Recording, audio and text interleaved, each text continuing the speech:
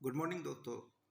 आज हम paint application and paint thickness measurement के लिए एक स्पेसिफिकेशन है S S P C P A two, जिससे कि डी एफ टी मेजर करते हैं स्ट्रक्चरल मेंबर्स का।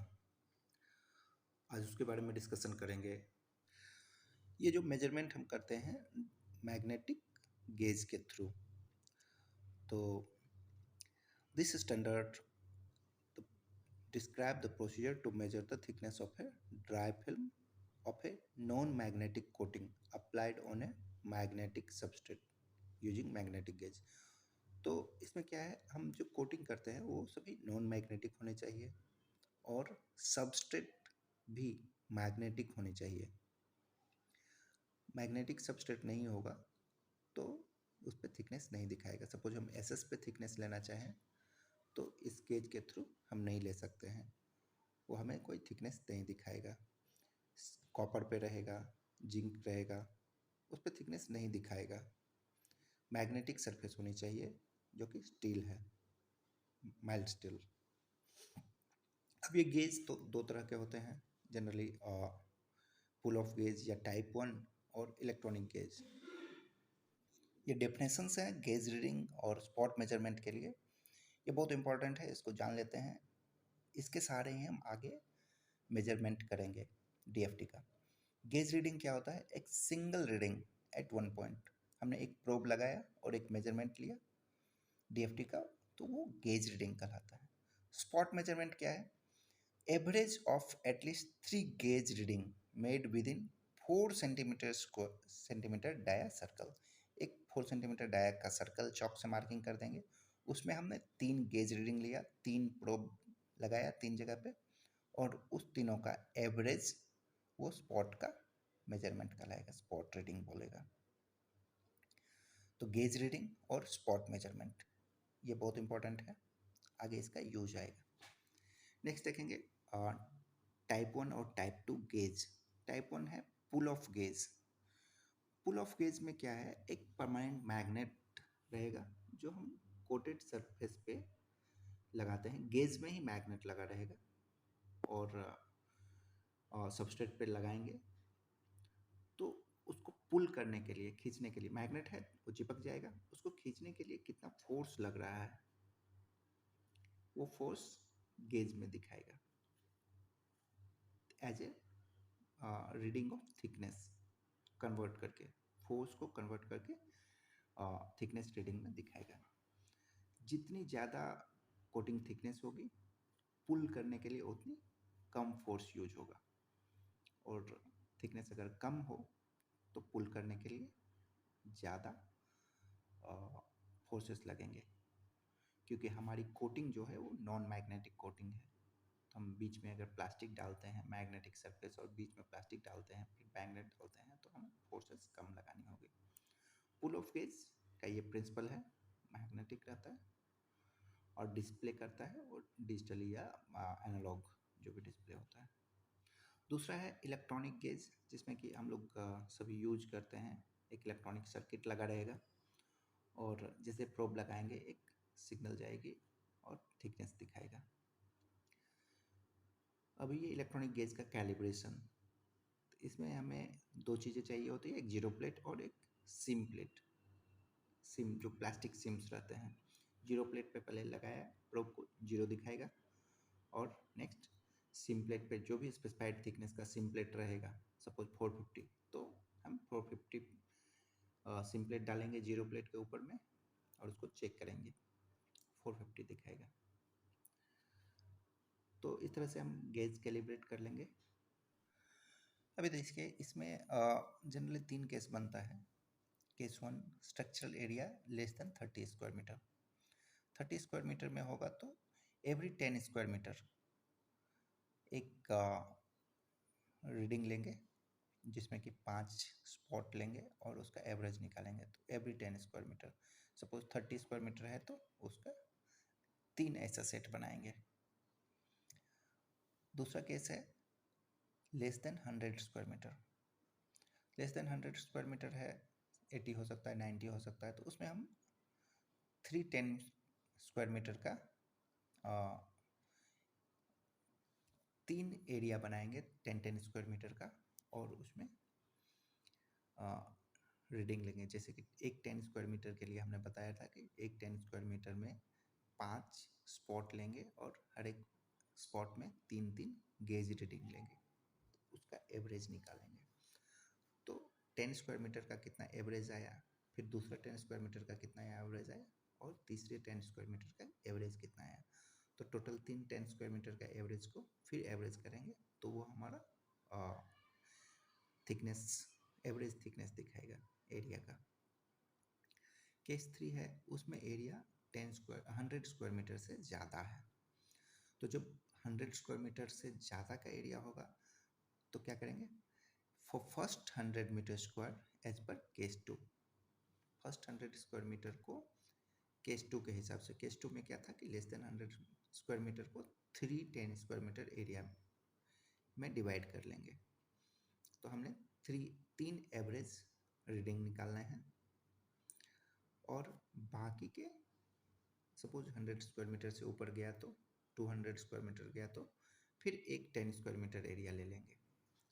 तो पहले का स्टार्टिंग 100 स्क्वायर मीटर एरिया में हम 10 स्क्वायर मीटर एरिया वाला रीडिंग लेंगे, और आगे में एक 10 स्क्वायर मीटर एरिया का रीडिंग लेंगे। तो इस तरह से हम डिफरेंट केस, जो भी 3 केस दिया गया है इसमें, less than 30 square metre, less than 100 square metre और मोर देन 100 स्क्वायर मीटर, तो मेजरमेंट ले लेंगे और थिकनेस निकालेंगे। अभी एक स्पेसिफाइंग थिकनेस कितना स्पेसिफाई करता है, तो क्या है, it is recommended that both the maximum and minimum thickness be specified. Generally minimum और मिनिमम मैक्सिमम थिकनेस स्पेसिफाई होनी चाहिए। अगर सपोज मैक्सिमम थिकनेस स्पेसिफाई नहीं किया और एक थिकनेस दिया हुआ है, तो हम उस थिकनेस को मिनिमम थिकनेस पकड़ेंगे। हो गया। नेक्स्ट आएगा नंबर ऑफ मेजरमेंट, कैसे करना है मेजरमेंट। तो एक 10 स्क्वायर मीटर एरिया लेंगे और उसमें 5 separate spots, 5 spot 4 centimetre square 4 centimetre dia circle का ड्रॉ कर लेंगे। सपोज चौक से 5 ऐसा ड्रॉ कर दिया, और उस पर हर एक पे 3-3 गेज रीडिंग लेंगे, और वो गेज रीडिंग का हर एक स्पॉट का गेज रीडिंग का एवरेज निकालेंगे। सपोज H1 का G1 G2 G3 का एवरेज निकाल दिया, सपोज 205 210 207 ऐसा गेज रीडिंग आया, तो उनका एवरेज आ गया 207.33। इसी तरह से हर एक स्पॉट का एक एवरेज रीडिंग आ जाएगा, और इन पांचों का एवरेज जो आएगा S1 S2 S3 S4 S5 का एवरेज जो भी आया वो हमारा DFT दिखाएगा, average DFT of this area, 10 square metre area का। चलिए अब हम देखते हैं कि स्पेसिफाइड जो थिकनेस है, सपोज कोई भी स्पेसिफिकेशन हमने पकड़ा, उन्होंने दिया है कि ये थिकनेस होनी चाहिए, अगर मिनिमम मैक्सिमम दिया है या फिर मिनिमम दिया है, तो उनको हम कंफर्म कैसे करेंगे कि वो थिकनेस हमने अचीव कर लिया। तो मिनिमम थिकनेस के लिए है the average of the spot measurement for each 10 square metre area shall not be less than the specified minimum thickness। हमने 10 स्क्वायर मीटर इस एरिया में 5 स्पॉट किया, उनका एवरेज वो स्पेसिफाइड मिनिमम थिकनेस, जो भी स्पेसिफिकेशन दिया है कि ये मिनिमम थिकनेस होना चाहिए, उससे कम नहीं आनी चाहिए। Second, although no single spot measurement in any 10 square meter area shall be less than 80% of the specified minimum thickness। ये important है, ये आप कभी भी इंस्पेक्टर या क्लाइंट के साथ फाइट कर सकते हैं इस पॉइंट के साथ।